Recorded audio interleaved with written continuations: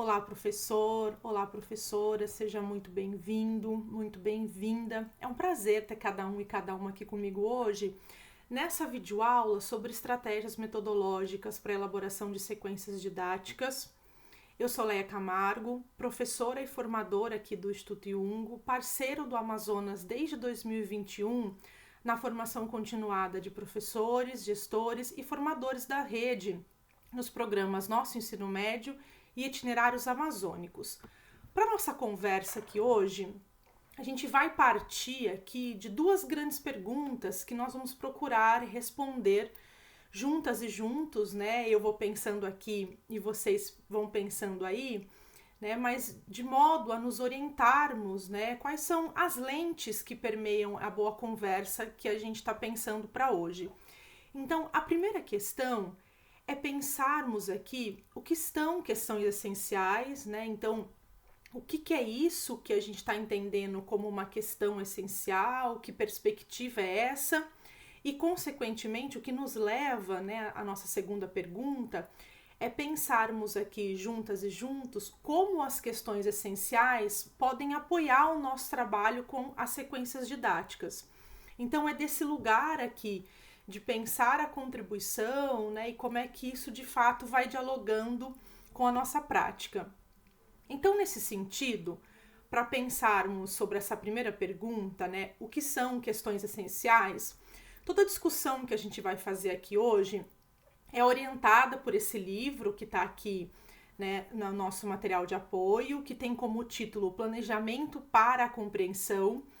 Então, é um livro que vai trazer ali esse bom debate, né, do planejamento que está voltado, que está a serviço das boas compreensões. E esse livro vai problematizar que planejamento é esse e, acima de tudo, que compreensão é essa e quais compreensões, né, a gente quer de fato mobilizar. O que está em jogo quando a gente pensa.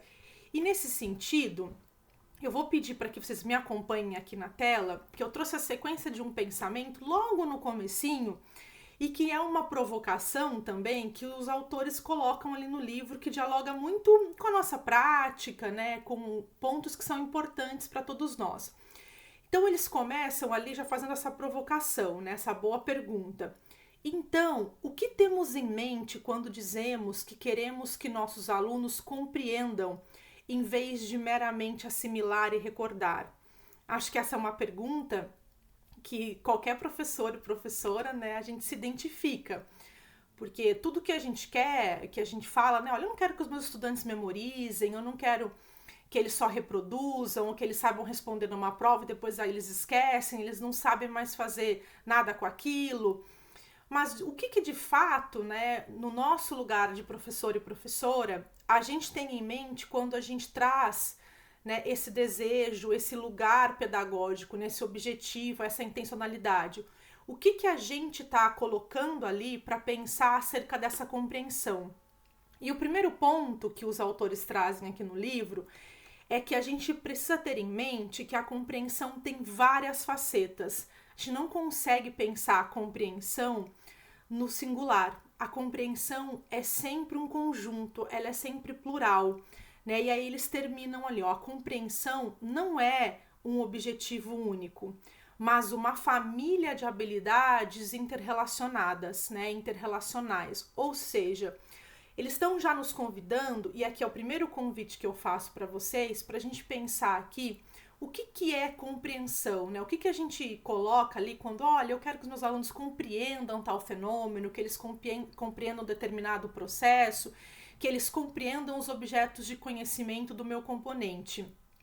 Mas será que há uma única compreensão? Né, eu vou pedir para que cada um e cada uma tome como exemplo um bom fenômeno da sua área, um fenômeno muito importante que você trabalha no componente que você leciona. Será que a compreensão de fato desse fenômeno é uma única só? Tem como a gente pensar nesse fenômeno a partir de um único olhar? Vai ser uma resposta única?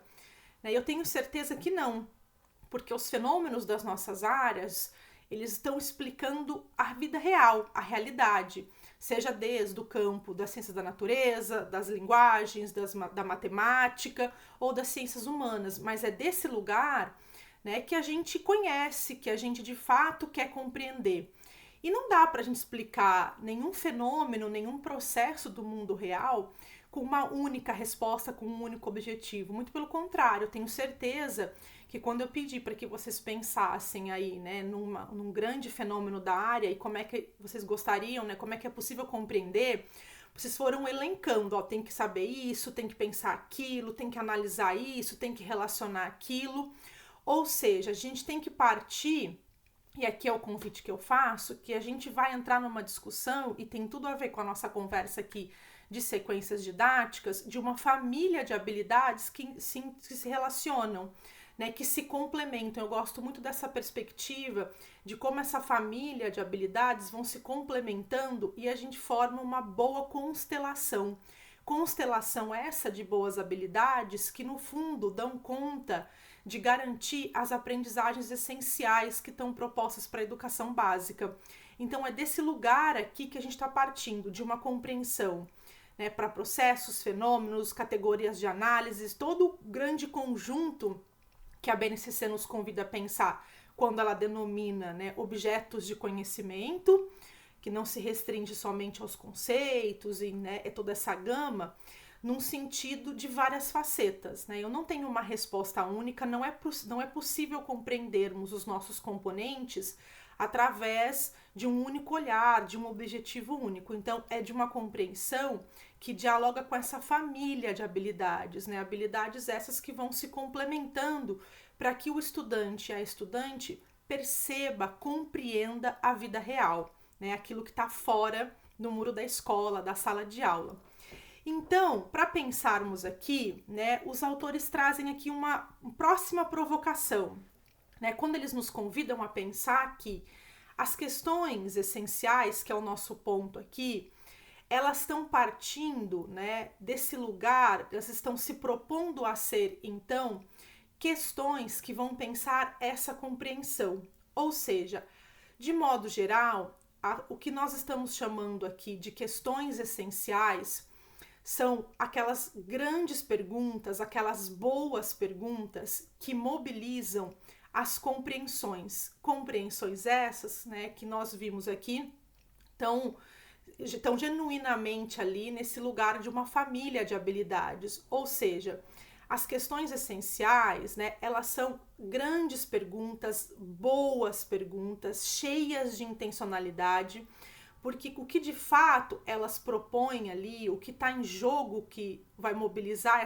essas grandes perguntas, são grandes ideias. E essas perguntas, essas questões essenciais, além de mobilizarem essas grandes ideias, elas destacam essas grandes ideias a serviço de aprendizagens significativas. Ou seja, o que nós estamos chamando aqui, né, do que são questões essenciais, são perguntas que a gente pode, né, elaborar, que levam um tempinho para a gente pensar, que até nós, professores e professoras, quebramos a cabeça, penso, vou, melhoro, né? Mas são boas perguntas, perguntas que vão propor ali todo um processo de mobilização de grandes ideias que estão pautadas, né, a serviço de uma compreensão.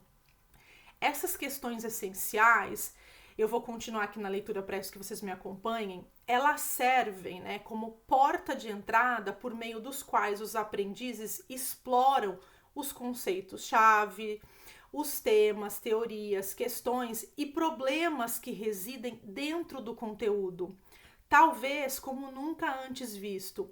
É por meio do processo de interrogação ativa do conteúdo, partindo de perguntas provocativas, que os alunos aprofundam a sua compreensão.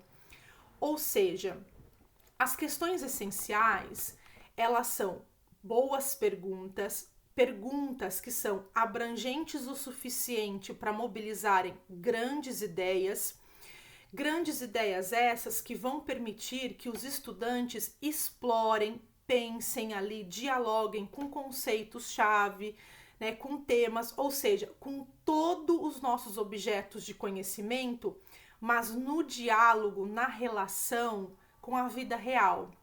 e ao mesmo tempo num processo de entender sim os objetos de conhecimento, analisar, mas tudo isso a serviço de uma compreensão. Compreensão essa que nunca é única, nunca é singular, né? Não tem um objetivo único, não vai acontecer de uma única forma.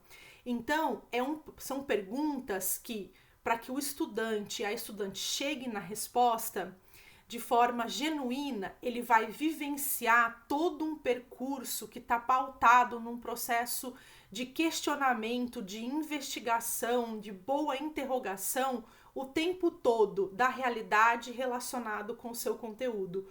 Ou seja, ele vai olhar aquele conteúdo, mas ele questiona aquele próprio conteúdo o tempo todo à luz de compreensão da realidade, de entender o que aquele objeto de conhecimento, que pode ser um conceito, uma teoria, né, uma grande temática, como é que ele está ali aplicado, vivenciado, como é que, né, ele acontece naquele exemplo real, naquele território. Então, as boas perguntas vão mobilizar jornadas de aprendizagem que permitem que os estudantes e as estudantes, né, aprendam a partir de um processo de questionamento ativo do conteúdo. Então, eles vão sim procurar uma resposta para aquela grande pergunta, mas o processo de procurar uma resposta também é investigativo, também é problematizando a própria realidade no diálogo com os saberes, os conteúdos, os objetivos, né, que a nossa área se propõe, né? Quando a gente olha lá na BNCC, cada área do conhecimento tem os seus próprios objetivos. Então, como é que a gente dá conta desses objetivos, dos objetos de conhecimento, por exemplo, à luz de grandes perguntas que mobilizam as entregas das nossas áreas e que o processo de responder essa pergunta, ele é investigativo de forma genuína, tá na gênese dele, né, esse movimento de questionamento da própria realidade. De modo geral, são perguntas que os estudantes não vão responder com 5 minutos de Google, né, não vão responder com 5 minutos de consulta em algum outro recurso, né, mas é um movimento ativo. E as perguntas, as questões essenciais, né, elas têm como grande objetivo estimular o pensamento, provocar uma investigação, né, muito problemática da realidade nos estudantes e principalmente suscitar mais perguntas, né, perguntas reflexivas que os estudantes trazem e não chegar numa resposta pronta. Pode ser que a grande resposta para essas questões essenciais sejam outras respostas. E é importante que essas questões essenciais sejam amplas o suficiente, porque elas precisam comportar, né, uma quantidade de possibilidades para resposta, porque o que orienta, o que está em jogo, o grande objetivo, né, que a gente espera que os estudantes alcancem ao responder a pergunta essencial que a gente faz, a questão essencial, é a compreensão, e a compreensão tem muitas facetas, né, eles não têm como.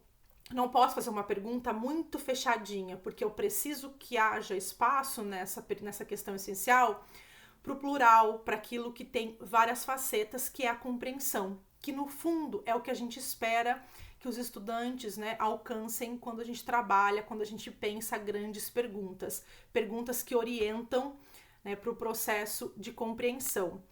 Então, quando a gente pensa, né, quais são as possíveis contribuições, como é que as perguntas essenciais podem apoiar o nosso trabalho com sequências didáticas, a gente pode pensar o seguinte ponto. As perguntas essenciais, elas genuinamente estão pautadas ali em 4 grandes características, né? Elas são emblemáticas das suas áreas, ou seja, elas estão ali, né, elas mobilizam de forma muito forte mesmo as suas áreas de conhecimento, né? Então aqui cada um de nós vai pensar ali as grandes perguntas da sua área, né? Então elas fazem esse movimento, né, de colocar a luz ali daquilo que é genuíno daquela área. Elas dialogam com a vida, elas espelham a vida real. Elas trazem ali, né, o conteúdo que é genuíno, que é muito fundamental do nosso componente. Então, ela vai trazer ali, por exemplo, as grandes entregas da nossa área, o que é fundamental que o estudante aprenda em linguagem, em ciências da natureza, em ciências humanas, em matemática, né, o que a gente precisa garantir no primeiro ano, no segundo, no terceiro, aquilo que é fundamental. E elas engajam um grupo específico e diversificado, de aprendizes, ou seja, eles não são os mesmos, e aqui esse quarto item para nós é muito importante, porque garante o compromisso com a educação integral, né? Garante que a gente traga esse lugar que é genuíno de cada um e cada uma na sala de aula.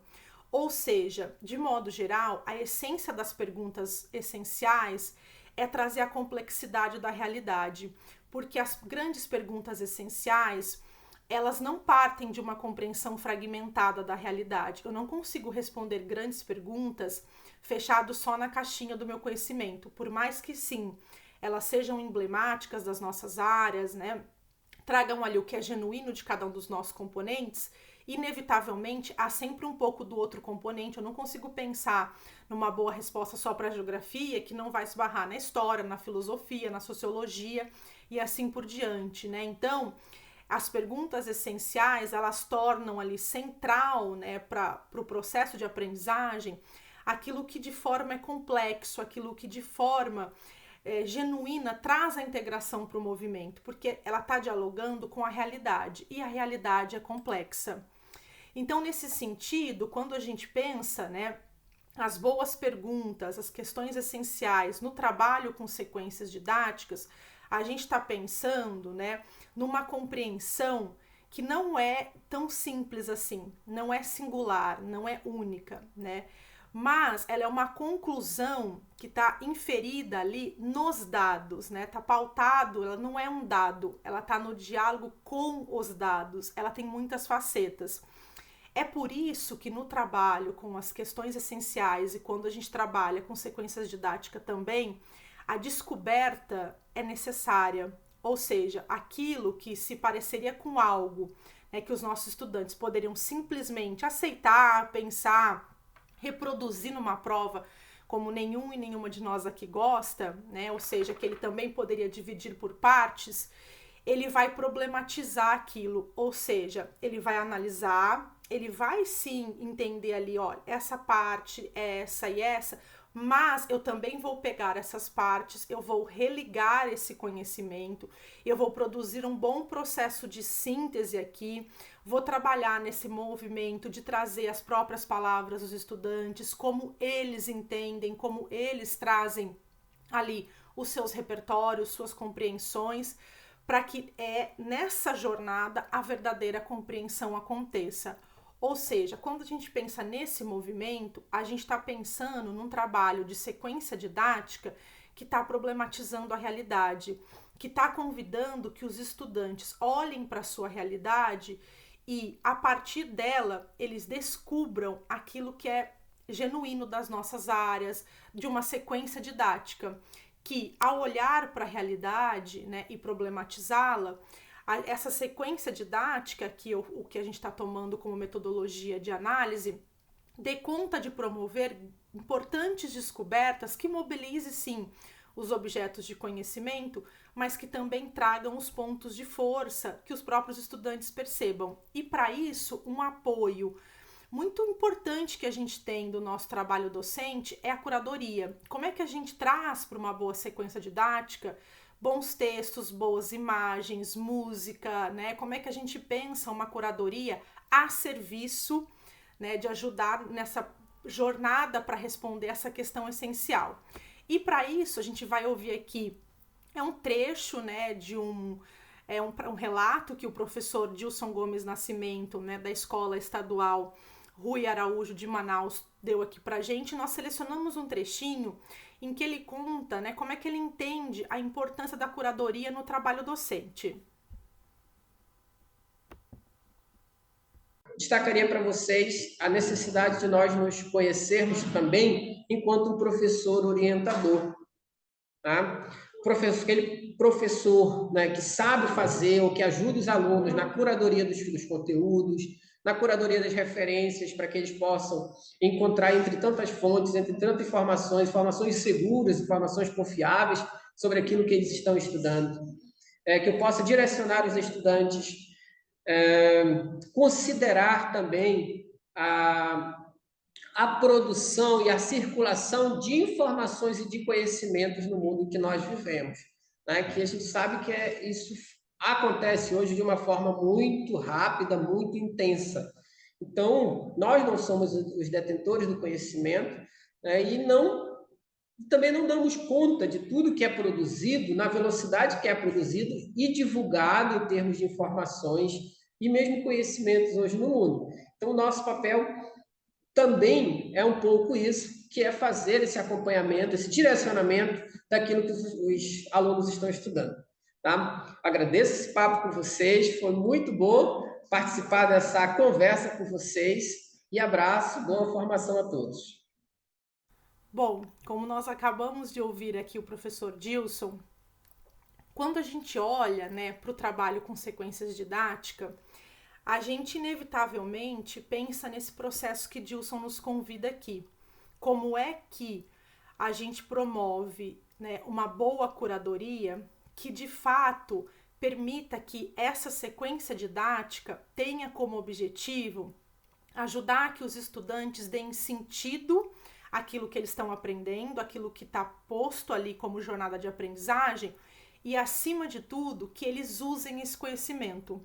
Um caminho, né, que a gente tem aqui, como o Dilson nos convida a pensar, é essa curadoria docente, e aqui é essa curadoria para um duplo movimento. Uma curadoria que nos ajuda, né, a ganhar esse sentido e esse movimento de aplicação na vida real, mas também essa curadoria, aqui o convite é para pensarmos o quanto ela é potente como um bom percurso para ajudar o estudante a compreender o que eu quero a partir daquilo que eu pus na questão essencial. Né? A partir da grande compreensão, e sempre lembrando que a compreensão aqui tem uma família de habilidades, né?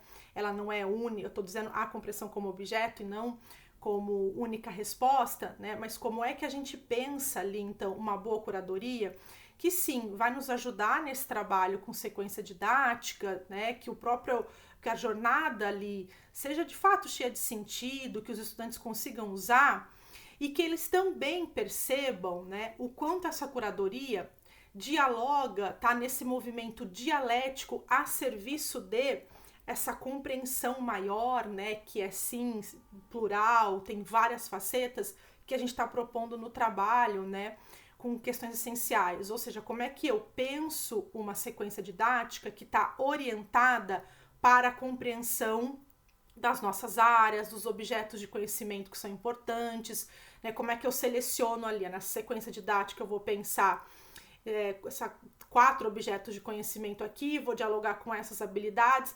Como é que eu penso uma grande pergunta que mobiliza o que eu estou propondo como jornada ali nesse movimento, né? Como é que eu penso uma boa pergunta que traz essa proposta aqui com força, né? Que nos convida. E um caminho é essa curadoria docente, porque essa curadoria também nos ajuda a pensar ali o tempo todo, né, quais são as boas intencionalidades pedagógicas que a gente quer garantir. Quando nós pensamos ali uma pergunta essencial, ela não é a pergunta pela pergunta, ela é a serviço de compreender a realidade, né? Uma pergunta que mobiliza grandes compreensões, mas essas compreensões são todas para explicar a realidade. Realidade essa que é muito complexa, né? E que a gente não explica de modo fragmentado. Então, a curadoria também nos ajuda aí o tempo todo garantindo essa boa intencionalidade pedagógica, né? Daquilo que a gente entende que é fundamental que os estudantes vivenciem ao longo dessa sequência didática. E agora, eu convidei cada um dos meus colegas e das minhas colegas aqui, professores especialistas de área, para pensar, né, como que cada área do conhecimento pode fazer um exercício para responder uma pergunta essencial à luz, né, das grandes entregas da sua área, daquilo que de fato é muito importante, aquilo que é emblemático da sua área, aquilo que traz com força os objetos de conhecimento, assim como uma família de habilidades de cada componente. Eu fiz aqui um exercício de uma pergunta essencial, né? E eu também convido você, professor e professora, para pensar que jornada você iria propor de sequência didática que os estudantes pudessem, né, vivenciar para responder essa pergunta.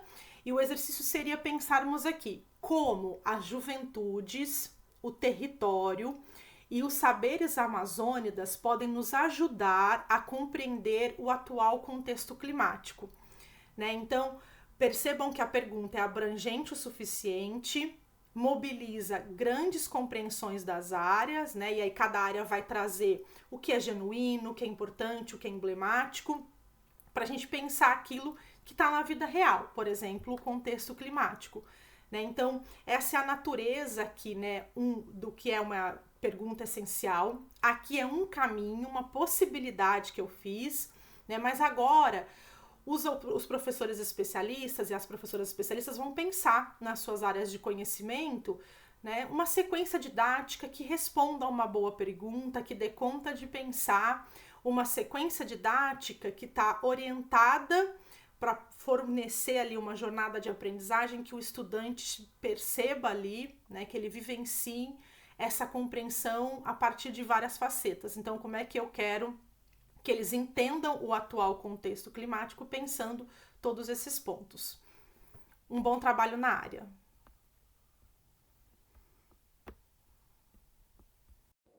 Olá, professora e professor. Sejam muito bem-vindos. No bloco anterior, fomos desafiados pela professora Leia a refletir sobre como as questões essenciais, ou seja, aquelas boas questões que levam os estudantes a compreensões significativas, elas podem ser parte do processo de elaboração de sequências didáticas na perspectiva aí da área do conhecimento, e aqui no nosso caso, da área de matemática. E a professora Leia lançou uma grande questão essencial, disparadora aqui da nossa conversa. Como as juventudes, o território e os saberes amazônidas podem nos ajudar a compreender o atual contexto climático? Notem que a própria questão já nos indica que não temos uma resposta pronta. Isso significa que é necessário um processo de investigação ali por parte dos estudantes. Além disso, a pergunta considera múltiplos saberes na exploração dessa questão. Saberes populares e científicos que as juventudes carregam consigo, saberes do território, como o território tem vivenciado, e construído formas de lidar com os desafios climáticos, os saberes amazônidas, e isso considera não só o território local de pertença dos estudantes, mas os saberes que envolvem aí a sociodiversidade, a diversidade de gentes amazônicas. Levando essa macro questão em consideração, quais pontos a gente deve considerar para construir boas perguntas essenciais? Bom, um desses pontos é a ação de problematizar, que envolve nada mais e nada menos do que questionar o que é tomado como óbvio e trazer à tona novas perspectivas ou questões que merecem ser debatidas. Então, por exemplo, na nossa situação aqui, poderíamos propor as seguintes perguntas problematizadoras. As comunidades são afetadas de maneira igual pelo contexto climático? Quais os perfis das comunidades mais afetadas? Um outro ponto para propor questões essenciais é provocar, que visa aí estimular a curiosidade dos estudantes, principalmente levando em consideração suas vivências, seus interesses, seus sentimentos, seus conhecimentos. Aqui, por exemplo, poderíamos propor, entre outros, a questão: o que conhecemos sobre as mudanças climáticas na nossa localidade? E na Amazônia? Como ela tem nos afetado? Que sentimentos me atravessam quando eu penso sobre as mudanças climáticas? E por fim, trago mais um ponto para a elaboração de perguntas essenciais, que é nos questionar. Por exemplo, que Amazônia querem construir? As perguntas essenciais, elas têm um potencial de nos ajudar a descobertar, os objetivos de aprendizagem. Então, aqui poderíamos pensar nesses objetivos, por exemplo. Compreender como nossa comunidade está vivenciando este contexto climático e como a nossa comunidade tem encontrado soluções para esses desafios. E também conectar a compreensão individual de cada estudante à construção social dos coletivos em que está imerso e à própria produção científica global. Bom, e como a matemática participa destes questionamentos, Você deve estar se perguntando. Há várias participações possíveis da matemática e para ela também podemos e devemos construir uma série de perguntas essenciais. Vamos olhar aqui um recorte de sequência didática que considera competências e habilidades para essa etapa do ensino médio. Então, à luz do conceito central que a questão evoca, que são as mudanças climáticas, discutir mudanças climáticas na matemática envolvem correlação, que é um dos conceitos matemáticos mobilizados para compreender o papel da Amazônia nas mudanças climáticas, causalidade, que é um conceito trabalhado na sequência didática para que os estudantes eles reflitam sobre possíveis causas e efeitos das mudanças climáticas, situações de risco ambiental, onde serão ali investigadas pelos estudantes para entenderem a possível relação entre esses eventos e as mudanças climáticas. E proposição de soluções, onde serão feitas proposições pelos estudantes com base nos problemas investigados, com o uso de ferramentas e de modelos matemáticos. Ou seja, a nossa velha e conhecida metodologia da modelagem matemática. Agora, ao invés de transmitirmos o conceito ali de correlação e de causalidade para os estudantes, podemos fazê-los a partir de questões essenciais para o processo de aprendizagem dos jovens.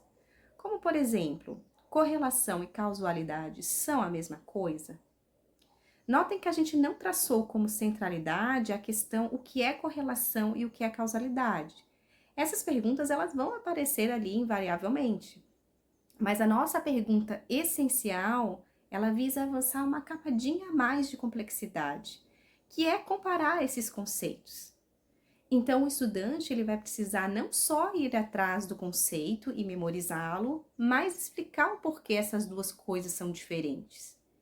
E essa explicação, ela será feita a partir ali do confronto com a prática. Então, os estudantes eles serão confrontados com textos jornalísticos e midiáticos que abordam a situação ali da estiagem no Amazonas e o contexto das mudanças climáticas, e eles precisam identificar em que momento o texto apresenta correlações e causalidade. Então, aqui é um espaço bastante propício para que os estudantes eles aprendam com seus acertos e erros, pois eles vão precisar aí saber identificar no texto as variáveis que estão em jogo e que evidências ajudam a eles a se posicionarem sobre o conceito de causalidade e correlação que eles pesquisaram e compararam. Outras perguntas essenciais que podemos propor na construção do pensamento matemático sobre as noções de causalidade e correlação é: toda informação supostamente causal que se apresenta nas manchetes são de fato relações de causa e efeito? Essa pergunta, ela impulsiona os estudantes para a investigação e para o letramento científico. Uma outra pergunta: e quais os motivos ou interesses das manchetes apresentarem seus artigos jornalísticos por meio de uma linguagem causal?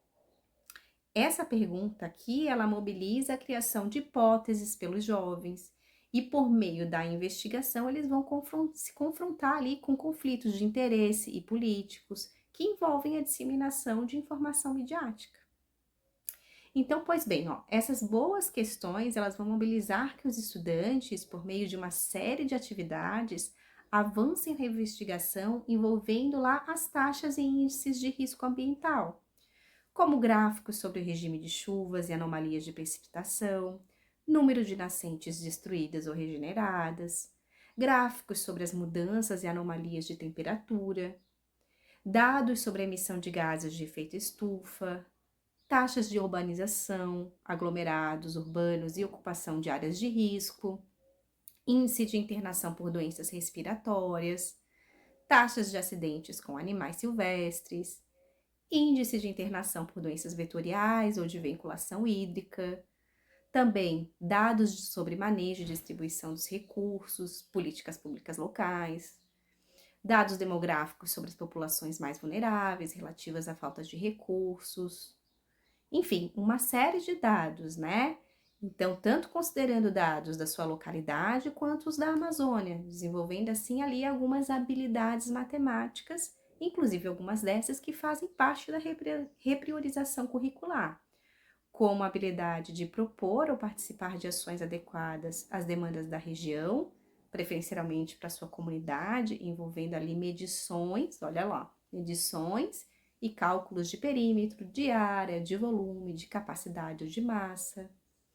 a habilidade de identificar e descrever o espaço amostral de eventos aleatórios, realizando contagem das possibilidades para resolver e elaborar problemas que envolvem o cálculo da probabilidade. Identificar e associar progressões aritméticas a funções afins e de domínios discretos para análise de propriedades, dedução de algumas fórmulas e resolução de problemas, entre outras habilidades que a gente pode ver aqui nessa tela. Em síntese, né, é bacana também a gente trazer aqui para a nossa conversa as questões essenciais que são orientadoras do nosso trabalho docente na elaboração de sequências didáticas na área da matemática. É importante que o professor e a professora, no processo de elaboração ali da sequência, também se questione sobre, né, que perguntas desejo que esta sequência didática seja capaz de responder. Ou aí, em outras palavras, né, que situações de aprendizagem e atividades propostas levem os estudantes a responderem às questões que eu busco provocar com essa sequência didática. Como a gente viu aqui. O que os jovens precisam saber e aprender a fazer? Essa pergunta aí nos convida a ter clareza dos objetivos de aprendizagem, onde a gente quer chegar com as perguntas desejadas para a sequência, né? E das competências a serem desenvolvidas e mobilizadas para apoiar os estudantes a responderem aquelas boas questões essenciais que a sequência propõe. Onde desejo que cheguem com esses estudos? Aqui é mais do que os objetivos de aprendizagem imediatos, né? Mas o que queremos avançar enquanto ali formação humana integral com esses jovens. E por fim, quais objetos de conhecimento podem ser integrantes dessas discussões? E aqui fazem parte tanto os objetos de conhecimento da nossa área da matemática, mas também os objetos de conhecimento de outras áreas, ou temas contemporâneos, né, e das juventudes, que são transversais aí à educação matemática. Bem, se você gostou dessa videoaula, se ela fez sentido para você, professor e professora, convidamos você a compartilhar conosco, avaliando o nosso encontro. Até uma próxima! Olá, professor, olá, professora. Bem-vindo de volta nessa videoaula. Depois dessa conversa, né, tão incrível, tão gostosa, né, dos nossos colegas de área, cada colega aqui trazendo o seu olhar, os seus processos de autoria e criação docente, né, ou seja, como cada colega especialista de área pensa aí o trabalho com as questões essenciais para a sua área, ou seja, como é que linguagem, ciências da natureza, matemática e humanas podem trabalhar ali, né, as grandes categorias de análise, as entregas da área, a partir das questões essenciais e as potencialidades dessas questões essenciais, ou seja, como que essas questões essenciais podem, de fato, né, construir caminhos para que os estudantes e as estudantes tragam seus repertórios, suas compreensões, dialoguem, né, ali com o seu território, tragam suas territorialidades, ou seja, né, como é que genuinamente o estudante se vê naquele processo e, acima de tudo, como as questões essenciais podem nos ajudar a pensar jornadas de aprendizagem que são verdadeiramente problematizadoras, que os estudantes não vão conseguir responder em 5 minutos da internet, né, e que não estão ali dadas como prontas, que exigem esse bom movimento de pesquisa, de curadoria, de problematização, de compreensão, de análise, identificação, enfim, são muitos verbos que podem permear e nos ajudar nesse processo. Então fica aqui o convite para você, professor e professora, pensar as questões essenciais que compõem aí o seu trabalho com sequência didática e como essas questões essenciais podem garantir também os processos da sua autoria e criação docente. Espero que o trabalho seja proveitoso, seja gostoso e vejo vocês numa próxima videoaula. Muito obrigado, participem da nossa avaliação, né? Vai ter aqui na tela um QR Code disponível, então fica o convite para que você nos ajude aqui a pensar essa formação, a compor esse momento conosco. Muito obrigada, até uma próxima!